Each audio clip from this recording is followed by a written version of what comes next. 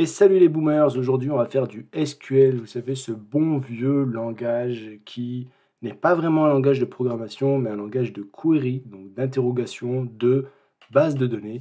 C'est un langage qui est malheureusement très sous-estimé par les développeurs, alors on va back to basics, on va revenir aux basiques et on va faire du SQL. Alors la vidéo se veut vraiment très brève, on va pas rentrer dans les détails de la chose, mais on va aborder tout ce qu'un développeur doit pouvoir connaître et exécuter comme requête SQL. Parce qu'aujourd'hui, on utilise des ORM, donc ils font ça à notre place, qui vont faire du code et qui va interagir avec la base de données. Mais moi, ce que je veux, c'est vraiment revenir à qu'est-ce qui se passe derrière, qu'est-ce que les ORM font, qu'est-ce que ce code envoie comme requête.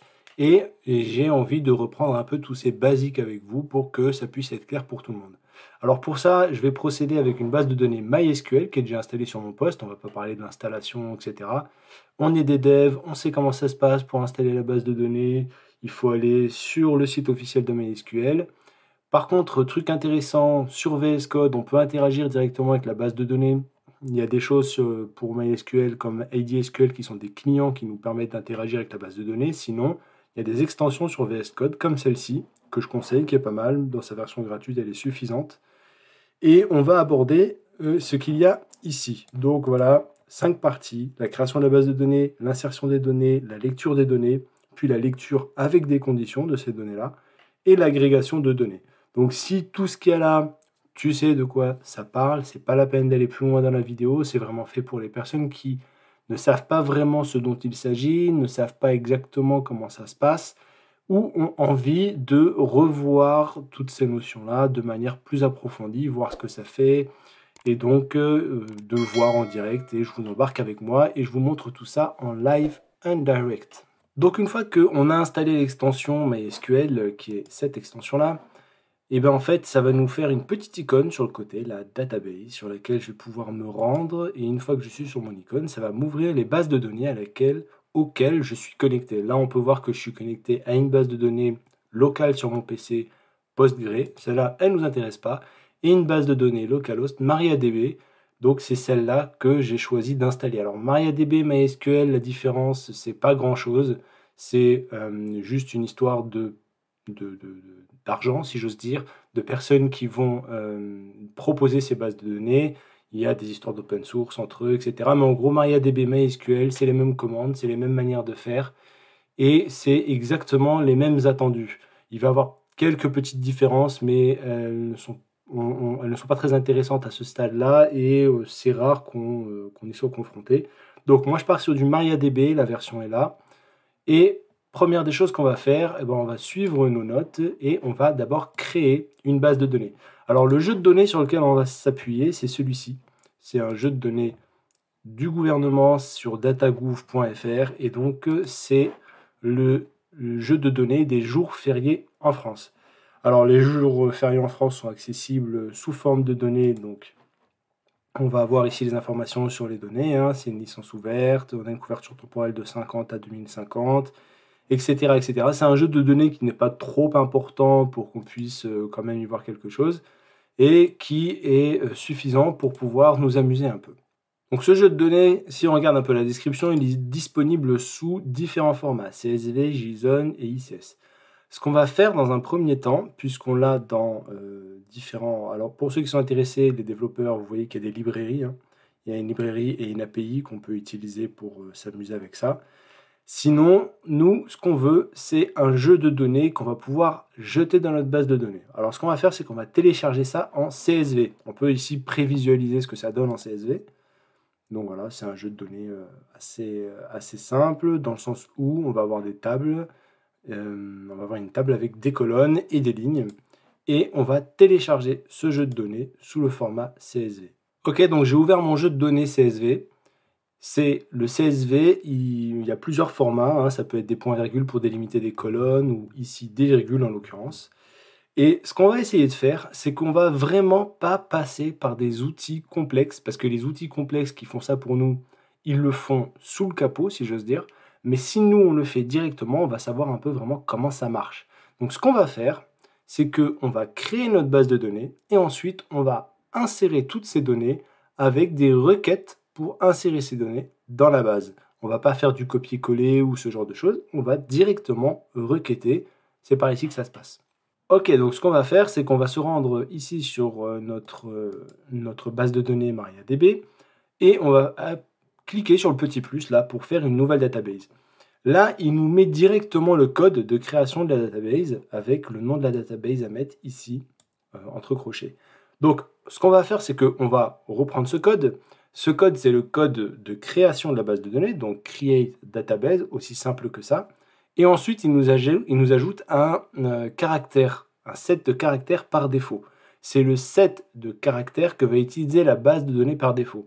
Il en faut un parce que, en fonction des données qui vont être traitées, il va avoir un jeu de données par défaut qui va être utilisé. Si par exemple, il faut savoir quand on utilise une base de données, ce qui est important, c'est l'espace mémoire et l'espace que ça prend. Si on veut un jeu de données, par exemple, ou dans lequel il n'y a pas des accents ou des caractères spéciaux, on va peut-être pas utiliser un jeu de données UTF-8. Si on n'a que des caractères latins, on va pouvoir utiliser un jeu de données, un set de caractères latins. Pourquoi? Parce que tout ce qui va être jeu de données, ça va être forcément des choses qui vont prendre de la place. Et des fois, on veut on veut maîtriser un peu plus finement tout ce qui va être la place qui est prise par nos données. Là, ici, on n'a pas cette problématique. On va partir sur un jeu de données universel, entre guillemets, qui va être l'UTF-8, qui prend un peu tous les caractères possibles et inimaginables, donc les accents, etc. Nous, on en a besoin puisque notre jeu de données est un jeu de données français, et on ne va pas avoir des caractères un peu bizarres qui ne savent pas être lus par la base de données. Donc, par défaut, on va mettre ce jeu de données-là. Bien sûr, après, il y a des possibilités de modifier plus finement cette table à ce jeu de données. Voilà, on peut essayer d'agréger différents jeux de données. De manière générale, on ne le fait pas. On en choisit un par défaut. Comme ça, au moins, la base de données gère ça de manière automatique. Et c'est transparent pour l'utilisateur, c'est beaucoup plus clair et limpide. Notre base de données, on va l'appeler donc jour férié. Jour, et je mets tiré du 8, férié. Alors, par convention, on ne met pas de tiré du 6, on ne met pas de point, on ne met pas de majuscule, on écrit comme ça.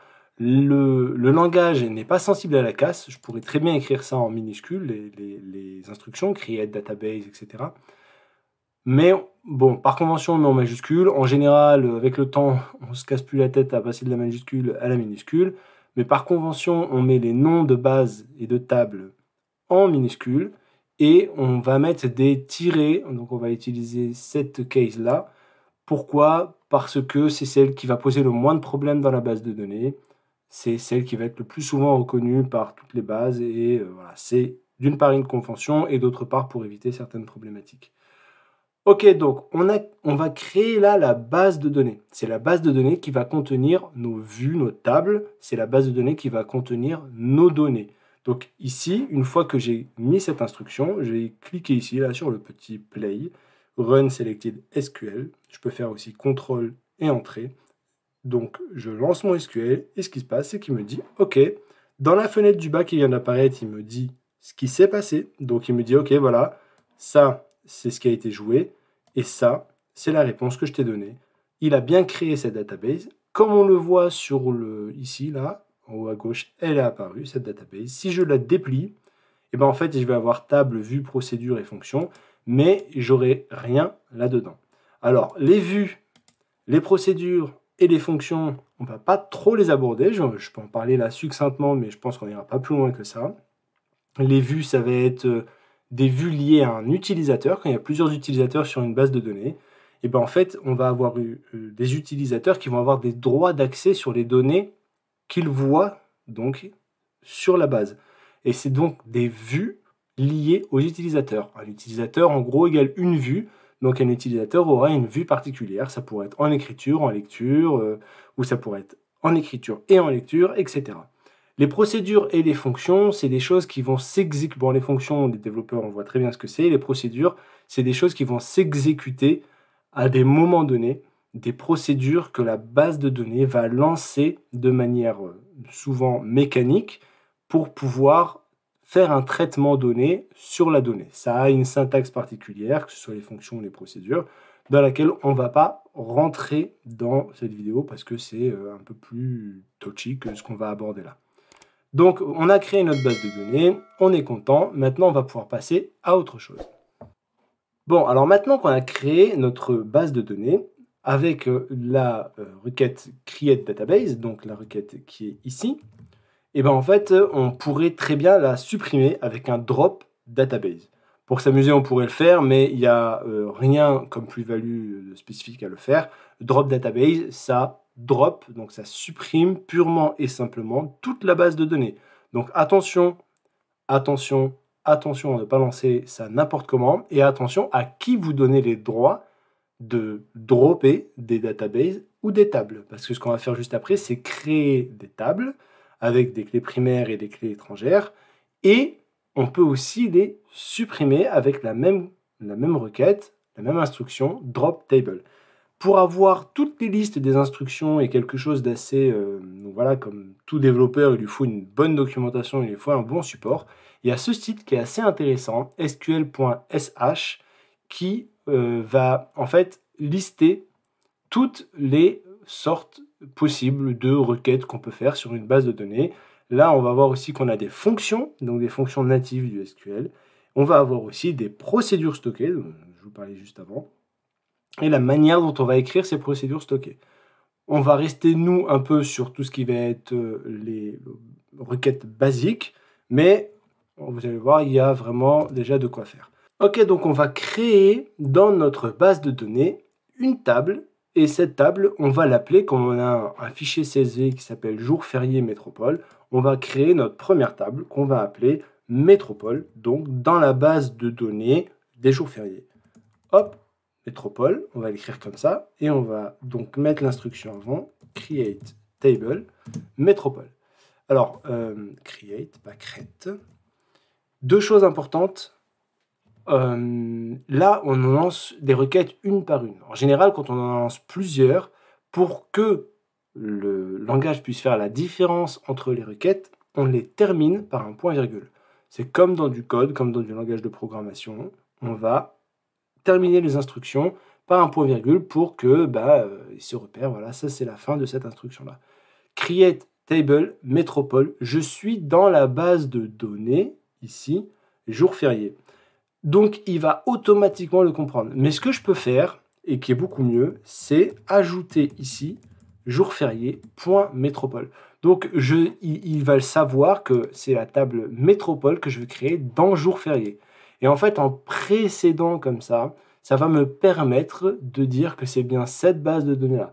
Parce qu'on peut intervenir sur des grosses bases de données dans lesquelles il y a plusieurs vues, etc. Pour faire la différence entre toutes ces vues, toutes ces bases de données, le meilleur moyen, c'est de précéder le nom des tables des noms de bases de données auxquelles elles appartiennent. Donc, une fois que ça c'est fait, je lance ma requête et ça ne marche pas.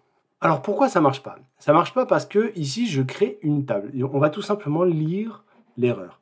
Create table jour férié.métropole, c'est pas possible parce qu'une table doit avoir au moins une colonne. Donc, en créant ma table, je ne peux pas la créer comme ça. Il faut que je la crée en définissant comment est-ce qu'elle va être structurée.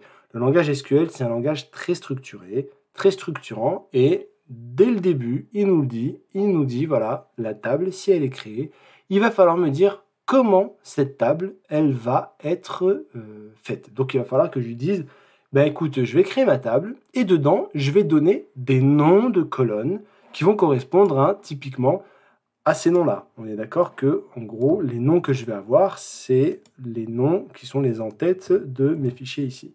Donc, date, année, zone, etc. Alors, un petit tips, si je sélectionne la virgule et que je fais CTRL-D, je vais sélectionner à chaque fois ce qui est similaire. Et donc, voilà, je fais mon entrée et alors, forcément, c'est comme ça. Et donc, voilà, j'ai automatiquement quelque chose qui est fait. Pour le formatage du texte, vraiment, VS Code, il a des petits raccourcis comme ça qui sont intéressants.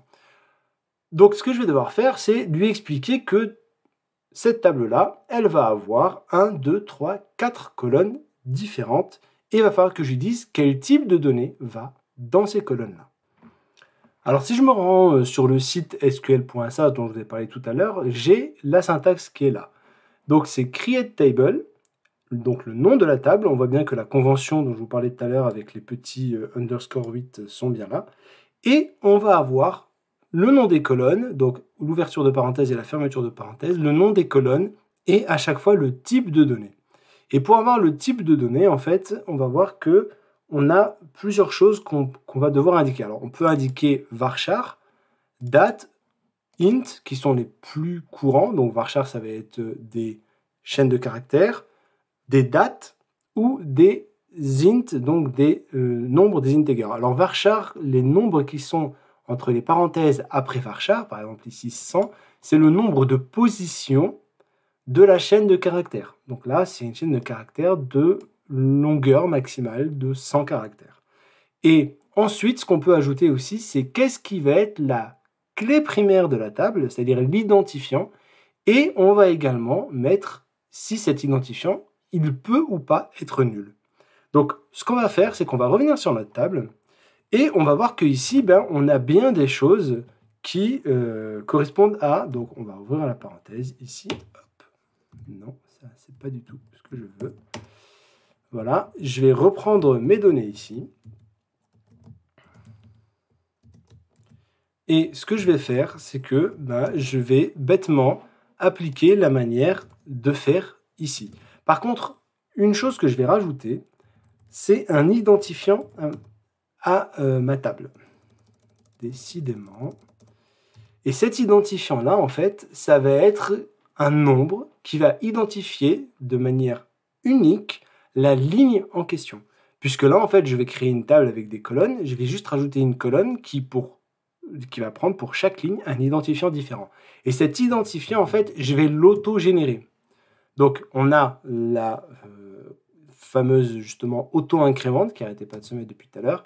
Cet identifiant, je vais dire, tu t'auto-incrémentes, donc tu es auto-généré par la table, et tu vas être la clé primaire, ici, et je veux aussi que tu sois, non, pas du tout, et je veux que tu sois pas nul. Donc là, en fait, je dis, voilà, mon identifiant, c'est lui qui va reconnaître mon entrée, il va s'auto-incrémenter. À chaque fois que je vais insérer une ligne, je ne vais pas le stipuler, mais lui va s'auto-incrémenter. Et cette ligne aura à chaque fois une date, une année, une zone, un jour férié. Alors ici, dans notre CSV, on a des formats de dates et donc des nombres d'années ici. Mais en réalité, tout est sous forme de caractères. Alors, on ne va pas rentrer dans la complexité de la donnée et on pourrait très bien mettre, par exemple, dans l'année ici, que c'est un integer. Mais en fait, ce qu'on va faire, pour que ce soit beaucoup plus simple, on va tout laisser en chaîne de caractères, puisqu'on va rentrer des chaînes de caractères directement depuis notre CSV. Donc, ce qu'on va faire, c'est qu'on va faire à chaque fois des chaînes de caractères, et on va définir un certain nombre de positions. On va mettre 255 par exemple. C'est un nombre de positions de ces chaînes de caractères. Hop, on va faire ici la même chose. Et une fois qu'on a cette requête-là, on va pouvoir l'exécuter. Alors ici, pourquoi il n'est pas d'accord? Parce que l'identifiant, je ne l'ai pas typé. Donc il faut bien que je dise, lui par contre, que ce sera un nombre, et je vais lui dire qu'il s'auto-incrémente, que c'est une clé primaire qui n'est pas nulle, et ensuite je vais avoir tout le reste qui sont des chaînes de caractères. Ok, donc maintenant je retourne dans mes tables, j'ouvre mes tables, et j'ai une table métropole. Cette table, donc je vois ici qu'elle va avoir ces colonnes-là, l'identifiant, la date, l'année, la zone, le jour férié. Et il va bien falloir que je lui insère des données dans cette table.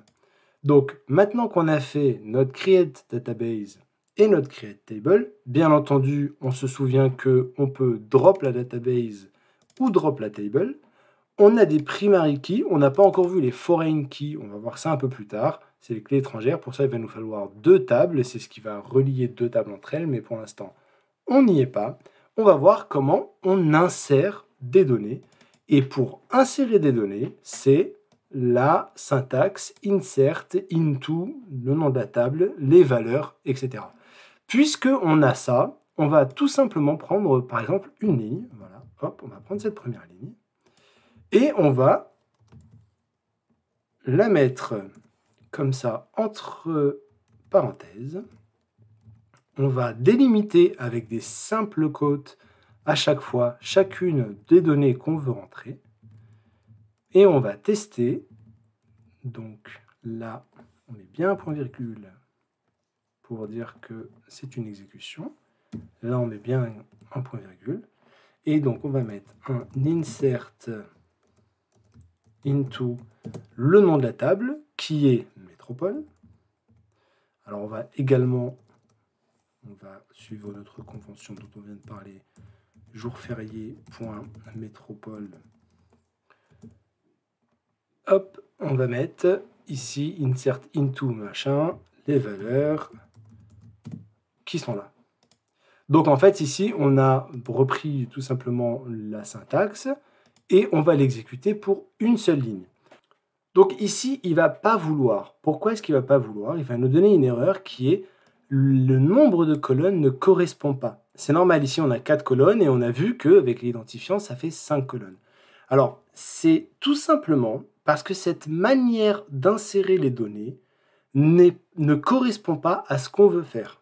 Souvent, ça c'est une erreur assez commune, c'est d'essayer de rentrer avec un insert into dans une table les valeurs données. Si je ne précise pas quelle valeur je veux rentrer dans la table, lui, il va tout bêtement compter le nombre de colonnes. Il va me dire, tu as une table avec 5 colonnes, donc dont l'ID, ID inclus, et tu veux rentrer des choses, mais le problème, c'est que les choses que tu veux rentrer, elles ne peuvent pas rentrer dans 5 colonnes puisque tu as 4 entrées. Alors, je pourrais préciser le numéro par exemple, mettre un 1 ici et lancer la requête, ça passerait. Le problème, c'est que ce n'est pas le comportement que je veux. Moi, je veux que lui, il génère automatiquement l'identifiant dans la base de données qui mette un int aléatoire pour ne pas avoir à gérer l'aléatoire et le suivi des identifiants. Donc, ce qu'on va faire, c'est qu'on ne va pas utiliser cette syntaxe-là. On va partir sur une syntaxe différente dans laquelle, au lieu d'insérer directement ces valeurs sans spécifier à la table, on va dire dans la table à quoi correspondent ces valeurs. C'est-à-dire que ici, le insert into jour férié métropole, il correspond à ces valeurs-là. Donc, on va faire un copier-coller des familles qui va bien. Ici, on va lui expliquer que c'est ces colonnes-là, en fait, que je veux, dans lesquelles je veux rentrer les choses. Alors, il faut bien garder l'ordre parce que lui, il ne va pas se prendre la tête. Une fois que j'ai copié-collé tout ça, je lance ma requête. Et là, ce qu'il va me dire, c'est « Ok, pas de souci, une ligne a été affectée. C'est bon, tu as bien rentré une ligne dans ta table. » Chose très importante ici, c'est qu'on n'a pas géré d'unicité. C'est-à-dire que si je réexécute ma requête, il va me dire « Pas de problème, j'ai bien inséré dans ta table une autre ligne. » Ça veut dire qu'on a 2 lignes avec les mêmes valeurs, mais par contre, alors on peut relancer une fois la requête et on va voir que on a toujours le même résultat. Ça, c'est le cas souvent lorsque il y a un côté métier qui est géré par une application et que l'application va insérer des données. Les données, en général, c'est des données qui ne vont pas être dupliquées par l'utilisateur. On peut rajouter une unicité sur une colonne. Par exemple, la date ici, on peut très bien dire que c'est un élément qui doit être unique, en rajoutant tout simplement unique ici. Alors, on peut faire cette contrainte, on ne va pas la faire ici tout de suite, on va pas, par mesure de simplicité, on ne va pas le faire, mais on peut rendre des colonnes uniques qui vont en fait gérer l'unicité de la donnée sur une colonne en plus de celle qui est gérée par l'identifiant. Parce que l'identifiant, lui, sera toujours unique parce que c'est lui qui va nous permettre d'aller chercher nos données dans notre table puisque les données correspondront à un identifiant. Puisque par exemple dans notre code, on va dire voilà, la ligne des vacances du 1er janvier, je veux que tu me renvoies toutes les lignes, donc tous les identifiants de ces lignes-là. Et ensuite, je peux pouvoir aller chercher les dates en fonction des identifiants de chacune de ces lignes. Ça aurait été possible de gérer ça autrement en mettant un identifiant incrémenté par l'utilisateur, mais en fait, on ne veut pas laisser l'utilisateur gérer les identifiants de la base de données. Il faut bien comprendre qu'il y a une séparation nette et distincte entre le métier, quand je dis le métier, c'est-à-dire les utilisateurs et le métier qu'ils ont, et le technique. Et le technique, lui, il va il ne faut pas laisser le métier gérer le technique. Si à un moment donné, on laisse des utilisateurs qui connaissent rien à l'informatique gérer les identifiants, il va y avoir des tentatives de mettre des doublons, des tentatives de mettre des données qui ne sont pas bonnes. Voilà. Il faut que l'informatique reste entre les mains des informaticiens qui savent gérer ça. Et l'un des meilleurs moyens, c'est de laisser la base de données incrémentée de manière automatique, comme on l'a fait, l'identifiant, donc la clé primaire. Une fois qu'on a inséré nos données, ce qui serait bien, parce que je vous dis il y a 3 fois la même ligne, mais vous ne le voyez pas encore, ça serait bien de le voir, de voir qu'il y a bien 3 fois la même ligne dans cette table.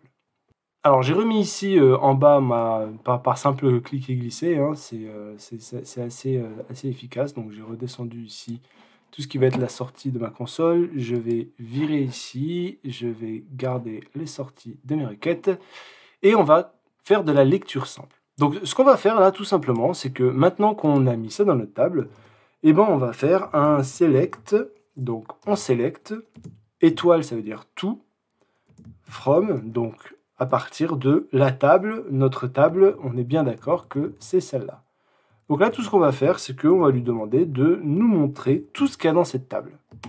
Requête la plus simple. Et là, en fait, on voit qu'on a inséré... Ah, j'ai dû lancer la requête un peu plus de fois que ce que je pensais. Donc, on a... Alors, il a généré des identifiants à partir de 2, parce que j'ai dû lancer la requête un peu avant en préparant la vidéo. Donc, on a 2, 3, 4, 5. On a des identifiants qui sont générés automatiquement, qu'on n'a pas stipulés à chaque fois qu'on a créé une entrée, mais par contre, on a des entrées identiques. On veut éviter d'avoir ça, je vais même répéter sur la manière de procéder. Si vous avez plus de questions et vous voulez plus de détails, n'hésitez pas à me le dire dans les commentaires. À partir de ce moment-là, on voit ce qu'il y a dans notre table et on peut aussi, donc là on sélecte tout, donc toutes les colonnes, mais on peut aussi dire quelle colonne on veut. Par exemple, on peut sélectionner que la colonne date, ça n'existe pas, date plutôt. Et là, en fait, si je lance ma requête, il va me donner que les dates. Et les chiffres en vert, c'est les numéros qui correspondent à rien dans la table, c'est juste les numéros des lignes en fait qui m'a sorti. Ok, j'ai sélectionné ma date, ou alors j'ai sélectionné toutes mes données depuis ma table, et maintenant en fait, j'aimerais le faire pour toutes les données dans le fichier CSV. On va le faire à la main pour que vous voyez bien comment ça se passe, mais ce qu'on va d'abord faire, c'est qu'on va supprimer ces lignes-là parce qu'elles ne nous intéressent pas. Alors pour la suppression, on va faire quelque chose qui est assez simple, c'est delete, et delete ne prend aucun argument. C'est vraiment je delete, je supprime toute la ligne, je supprime tout ce qui va correspondre. Donc dans la table jourférié.métropole, je delete depuis cette table-là, où je vais avoir une correspondance donnée. Donc si je mets where, par exemple, ID, alors on va le mettre en majuscule, where mon ID est égal à 2, et que je lance ma requête, il va me dire OK. Si je dis là où il est égal à 3, je lance ma requête. Pour vérifier, bien entendu, je fais un select. Donc je fais un select de tout depuis ma table, qui est ici. Et je vois qu'il m'a enlevé 2 lignes. La première, celle dont l'id était 2, et la deuxième dont l'id était 3. L'id et l'id. Donc ici, ce que je fais, c'est que je vais supprimer celle dont l'id est 4, et par la magie du copier-coller, je vais supprimer aussi celle dont l'id est 5. Donc j'exécute et j'exécute. Vous voyez qu'on peut commencer à avoir plein de petits scripts comme ça à la suite, d'où l'importance de bien mettre les points-virgules pour ne pas se retrouver à... Voilà. Donc, si je refais mon select, j'ai plus rien dans ma table. Ok, j'ai mon CSV ici. Qu'est-ce que je peux faire de ce CSV? Déjà, je vais enlever le nom des colonnes. Et si j'agis de manière intelligente, ce que je vais pouvoir faire, c'est essayer de prendre à chaque fois ici les sauts de ligne. Si je sélectionne les différents sauts de ligne, on voit que je peux sélectionner tout sur mon fichier. Donc, si je fais F2, je crois, hop, non, CTRL F2, je sélectionne toutes les occurrences. Une fois que j'ai sélectionné toutes les occurrences, on voit que j'ai un curseur ici qui est sur chacune des lignes. Je vais tout simplement faire mes inserts, donc que j'ai là, sur chacune des lignes. Donc insert into, patin couffin, les valeurs, et ouvrir la parenthèse. Je vais mettre ça pour que ce soit plus lisible sur une seule ligne. Donc on va faire ça comme ça. hop, je vais me mettre sur mes jours fériés, et voilà. Donc, j'ai le début de mes valeurs. Puisque c'est de la date, je vais pouvoir faire ça comme ça. Hop. Et ensuite, en fin de fichier, voilà. Donc maintenant, j'ai mes instructions qui sont faites pour chacune de mes lignes. Donc voilà, c'est la magie de la sélection multiple avec du CTRL F2, du CTRL D. Je copie tout ça. Donc je sélectionne tout, je copie. Bien sûr, c'est faisable parce qu'on n'a pas énormément de données. Et juste en dessous, ici, alors je vais plutôt ici tout supprimer. Je vais coller toutes mes instructions. Donc je vois ici, je peux vérifier rapidement que j'ai toutes mes instructions qui sont mises en base. Hop, ici j'en ai une qui n'est pas bonne. Bon, ce que je vais faire, c'est que si c'en est qu'une, je vais la faire à la main. Hop, le jour de Noël. Ici, on va faire ceci. Et ce qu'on va faire, c'est que on va tout exécuter. Alors, CTRL A et ensuite CTRL Entrée. Et ici, je vais forcément avoir des erreurs, ça passe jamais du premier coup. Ce que je vais avoir comme erreur, c'est les colonnes ne matchent pas, date, année, zone. Ah oui, en effet, il y a une erreur de ma part. Je vais faire ça hors caméra pour pas que ce soit trop long. Par contre, il y a quelque chose que dont je vais pouvoir vous parler. C'est que ici, là, j'ai deux petites requêtes. Hop, je vais les copier. Cette requête-là, elle me permet de sélectionner tout ce qu'il y a dans la table. On l'a déjà vu. Ici, je vais pouvoir voir toutes les données que j'ai. Et je vois qu'il y a déjà des données qui sont passées. Et en fait, le problème est à partir de la ligne 285. À la ligne 285, j'ai un souci. Donc, il doit y avoir un souci qui est pas loin de là. Bon, je chercherai, je débuggerai. Mais en tout cas, j'ai donc des choses qui sont passées. Et il est là le souci, voilà, tout simplement. C'est que le jour de Noël, j'ai rajouté... Voilà. Donc ici, ça devrait passer. La deuxième requête ici, truncate table, ça veut dire je vide la table. Donc là, en fait, ce que je fais, si je lance cette requête-là, je vide totalement la table. Donc ici, je n'ai plus rien dans la table. Si je fais un select, voilà, ma table, elle est vide. Donc je vais enlever ces deux requêtes-là. Ok, je les vire. Je resélectionne tout, je relance tout. Bon, là, j'ai encore une erreur parce que forcément, il faut une erreur. Pourquoi il y a une erreur? C'est encore une bonne question. Il faudra que je refasse mon select table, etc. Donc, je vais faire ça hors caméra. Mais en tout cas, vous avez compris le principe.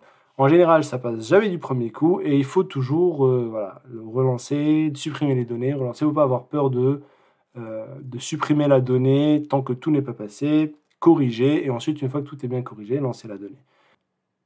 Ok, donc mon erreur est ici. Voilà, j'avais pas vu cette virgule là, je l'avais pas mis dedans. Bon, j'ai plus que à ici vous montrer que le select a bien marché. Donc je retruncate ma table, je reselect, voir qu'il n'y a rien. Je resupprime ces deux lignes là. Et donc je sélectionne tout, CTRL Entrée, j'exécute tout. Et là, j'ai que du vert, youpi. Donc tout est enregistré. Alors, je vais supprimer toutes mes instructions. Je vais recoller mon select. Et si je fais un select, je me rends compte que dans mon select, j'ai bien tout ce qu'il faut. Donc voilà, j'ai inséré mon jeu de données jusqu'au jour de Noël. Et j'ai tout ce qu'il faut dans ma table pour pouvoir traiter maintenant cette donnée. Pour la lecture simple des données, on va avoir différentes formes de select. Donc, toujours dans la lecture simple, on ne passe pas dans la lecture avec conditions. Là, on a deux petites choses à aborder avant. C'est as. Donc, as, on donne par exemple, quand on fait un select, là par exemple, on va faire un select sur la table. J'aimerais sélectionner la date. Donc ici, je vais sélectionner la date. Donc, je peux très bien faire ça, et là, je vais avoir toutes les dates. Mais ce que j'aimerais, c'est que cette date, en fait, je lui donne un alias. Je vais l'appeler as d from machin. Et bien, en fait, ça ne changera rien à ma requête, mais ce d ici est important parce que si je veux ensuite que ce d soit trié ou autre, on va le voir. ma date, je lui donnerai un nom différent qui est le D. C'est important ici de savoir qu'on peut faire un alias. Pour l'instant, ça ne nous est pas très utile, mais on va revoir ça un peu plus tard lorsqu'on va faire des requêtes un peu plus complexes. Autre chose à voir, c'est le select distinct. Donc en fait, au lieu de faire un select date, etc., parce que là, en fait, il va me donner toutes les dates, je vais faire ici un select distinct. Donc, je vais sélectionner toutes les dates distinctes dans ma base de données. C'est-à-dire que là, je ne vais pas avoir de doublons. Si j'enlève le mot distinct ici, je vais avoir toutes les dates et il y aura forcément pas de doublons parce que là, on est sur des dates différentes. Mais s'il y aurait deux dates identiques, j'aurai les doublons. En mettant le distinct, je vais avoir toutes les dates distinctes de la base de données. Malheureusement, c'est un jeu de données qui ne nous permet pas de le voir, sauf si je réinsère une ligne, par exemple, la première ligne. Alors, ce ne sera pas super cool au niveau de la donnée, mais ça va nous permettre de voir que ici, voilà, si je réinsère ça, alors, hop,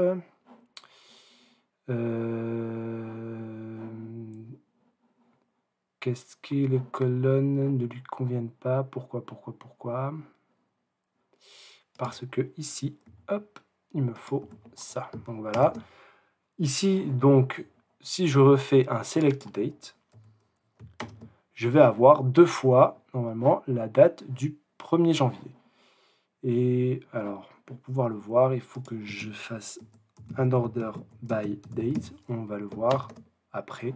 J'ordonne par la date. On verra un peu plus tard dans les queries un peu plus complexes. Mais en gros, je trie par date. Et donc là, on voit qu'on a deux fois la même date. Maintenant, en fait, si je mets un distinct ici, ce qui va se passer, c'est que pour une même requête, je ne vais plus avoir mon doublon. Il va me sélectionner que les valeurs distinctes. S'il y a des doublons, il les zappe. Ok, maintenant qu'on a vu comment éviter les doublons, il y a une dernière requête qui est assez intéressante, c'est de faire le select count. Cette requête-là, en fait, me permet de compter ce qu'il y a ici. Donc, soit je mets date, soit je mets étoile. Donc, tu me comptes toutes les lignes qu'il y a. Et ça va toujours être pareil. From, ici, le nom de ma base de données, point, le nom de ma table. Donc, on est sur la base jour férié, point, métropole. Donc, ici, on va avoir le nombre de lignes des jours fériés de la métropole. Donc, 288, tout en sachant que j'ai rajouté des lignes pour nous, pour pouvoir nous amuser avec. Il va falloir que je trie après. On y reviendra plus tard. Mais en gros, voilà, cette commande-là nous permet de filtrer tout le nombre de dates, etc. Non, c'est pas ça du tout. Voilà, si je veux compter combien de lignes donc qui ne sont pas nulles, si j'avais des dates nulles, ce ne serait pas pris en compte là dans mon count. J'ai donc un nombre de dates données dans ma table, j'ai un nombre de lignes dans ma table. Ok, maintenant que j'ai ça, on va pouvoir passer à des requêtes un peu plus complexes. Alors, dans les requêtes un peu plus complexes, on va voir pêle-mêle un peu tout ça. Alors, dans ce qui est intéressant ici, on va avoir des requêtes qui nous permettent de faire... alors, on va les prendre, hop, et on va mettre ça ici. Important, on va voir les commentaires. Les commentaires en SQL se font avec deux tirets, comme ça. Donc là, ça fait commentaire. Ici, il ne reconnaît pas ça comme un commentaire. Si je rajoute un tiret, hop, à chaque fois, hop, là, il prend ça comme des commentaires. Nous, ce qui nous intéresse, c'est de voir un peu des selects dans lesquels on va avoir quelques petites conditions. Donc, dans ce select-là, ici, on peut sélectionner depuis notre table où la colonne, par exemple, est vide. Ici, j'avais fait, par exemple, donc la table, on a dit qu'elle s'appelait jour férié, point métropole. Donc, dans cette table-là, on peut avoir ici des colonnes où il n'y a rien. J'avais créé ici une entrée, voilà, dans laquelle la date est vide. Mais on a aussi quelque chose qui est la nullité. Alors la nullité, c'est vraiment quand quelque chose est nul, is nul. Et si je lance cette requête, on voit que ça ne renvoie pas la même chose. Pourquoi? Parce que ma date vide et ma date nulle, c'est pas la même chose du tout. Si je veux une date nulle, en fait. Je vais créer une requête avec une date nulle. Alors, je vais quand même faire attention parce qu'ici, j'avais une erreur. Ma date ici, je vais la mettre à nulle, comme ça. Si je crée ça, en fait, alors pourquoi il veut pas? Parce que les values, machin, nanana.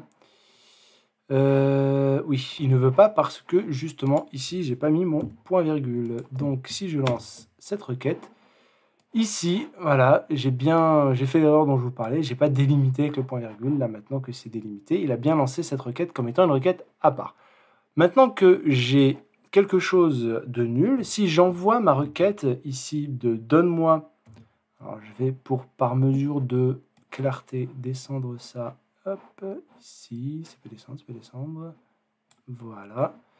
Je vais lui demander ici de me lancer cette requête-là. Et là, il va me renvoyer une date nulle.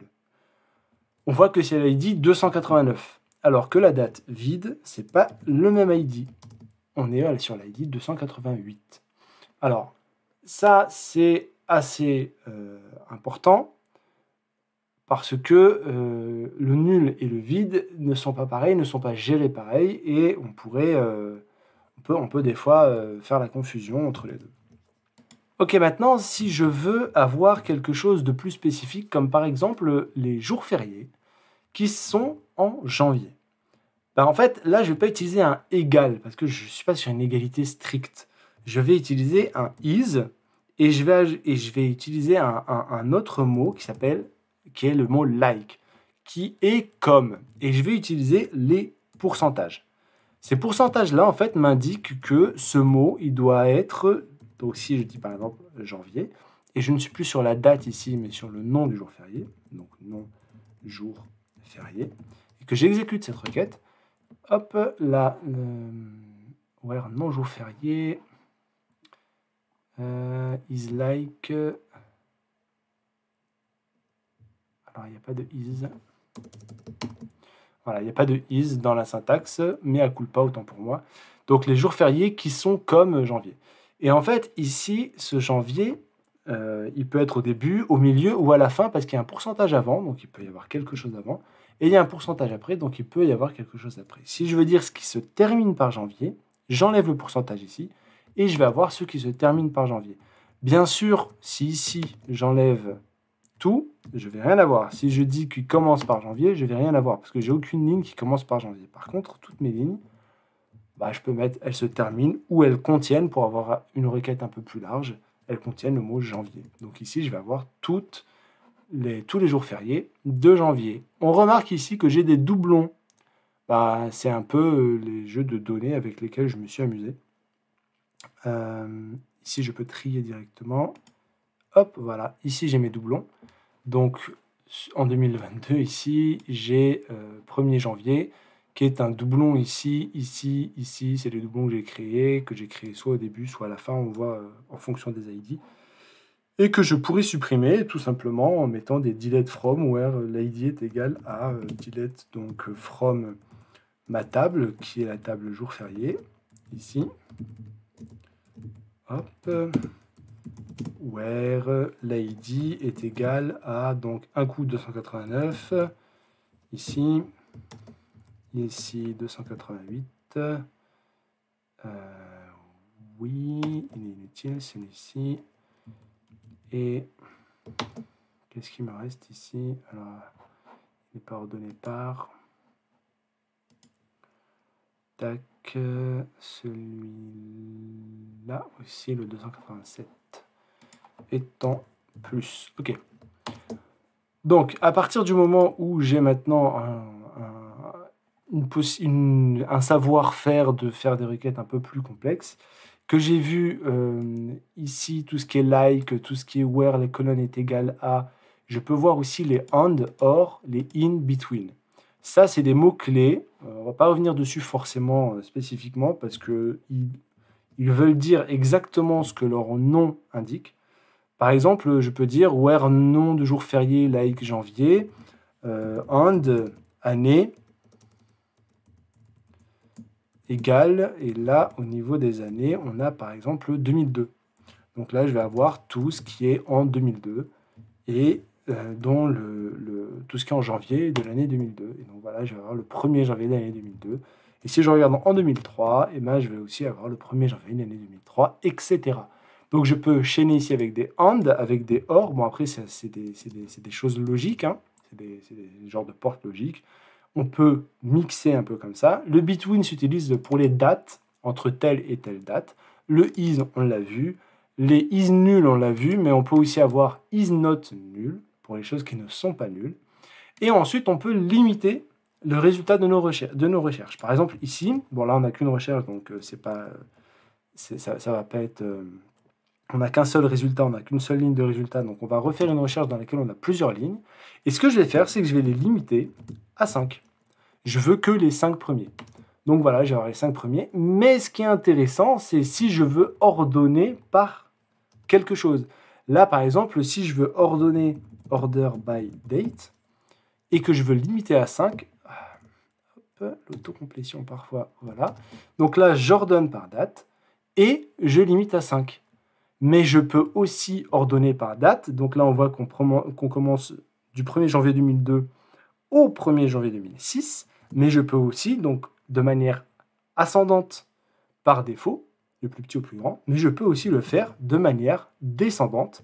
Et dans ce cas-là, je vais partir du 1er janvier 2027, ensuite 2026, 2005, etc. Mais je garderai que les 5 premiers résultats. Je peux garder les 3 premiers, etc. Donc je peux faire une certaine combinaison de requêtes assez spécifiques avec cet ensemble de mots-clés. Bon alors, je pense que ça fait assez, qu'on a vu assez de requêtes sur une table simple, avant de rentrer dans tout ce qui va être l'agrégation de données. Et en fait, je pense que ce serait peut-être plus pertinent de faire une vidéo à part sur tout ce qui va être agrégation de données, donc tout ce qui va être les joins, les différentes sortes de joins, les group by, les having, etc. Et ça, en fait, ça fera sûrement l'objet d'une autre vidéo. Je pensais le faire dans cette vidéo-là, mais là, je pense qu'elle commence à être assez étoffée, assez complexe. Et toutes les notions qui sont dans cette vidéo sont vraiment des notions assez, on va dire, basiques, entre guillemets. S'il n'y a pas de complexité d'interaction entre les tables, peut-être qu'une seconde vidéo avec peut-être des schémas également d'interaction entre les tables, comment ça agit, les clés primaires, les clés secondaires, etc. serait intéressante. Je vous laisse me mettre dans les commentaires si vous voulez une vidéo spécifique là-dessus, me dire ce que vous voudriez y voir, pourquoi pas. N'oubliez pas qu'il y a le Discord aussi sur lequel on discute pas mal et sur lequel je suis assez joignable. Donc n'hésitez pas à me dire ce que vous aimeriez voir, des questions peut-être que je pourrais reprendre dans la seconde vidéo sur cette première vidéo-ci qu'on est en train de faire ensemble. Donc n'hésitez pas à me faire les retours, n'hésitez pas à vous abonner à la chaîne, à liker, à partager autour de vous aux personnes qui en ont besoin, à qui ça serait profitable. Et en attendant, je vous dis à la prochaine vidéo qui, je pense et je l'espère, sera sur les agrégations de données en SQL. Je vous souhaite une bonne continuation. À la prochaine vidéo. Ciao!